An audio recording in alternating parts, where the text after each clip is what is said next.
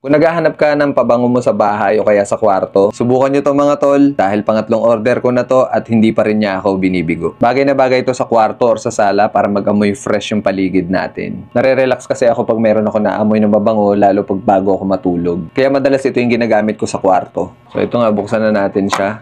So ito yung laman niya sa loob. Ngayon pa lang naaamoy ko na siya oh. Ito yung pinaka-flower niya kasi pwede mo itong ipang-display. Tapos meron siyang mga sticks. Dito mo itutusok yung flower. Tapos i-dip mo ito sa mismong perfume. Tapos ito na yung mismo yung pinaka-perfume niya. Ito nga palang in-order ko, ito Shangri-La. Yung una kong ginamit, lavender yon, pagkatapos vanilla yung isa. This time Shangri-La naman yung kinuha ko para maiba naman yung amoy. Ang gagawin natin, tatanggalin natin itong takip sa ibabaw. Pag natanggal na natin yung mga takip, kukunin natin itong mga stick, tapos ilalagay natin yung pinakabulaklak dito, itutusok natin. Pag umakyat na yan dito sa may stick at saka sa bulaklak, mag-i-spread na yung amoy niya. So babangoy na yung lugar natin. Pwede mo siyang i-display sa table mo, nakaka-relax din yan habang nagtatrabaho ka o may ginagawa ka, nag-aaral ka. Nakakatulong din kasi sa akin to para kumalma yung isip ko at makapag-isip ako ng maayos. Wala pa tong 100 pesos mga tol at kung gusto mo mag-avail, nandyan lang yan sa Yellow Basket. Salamat!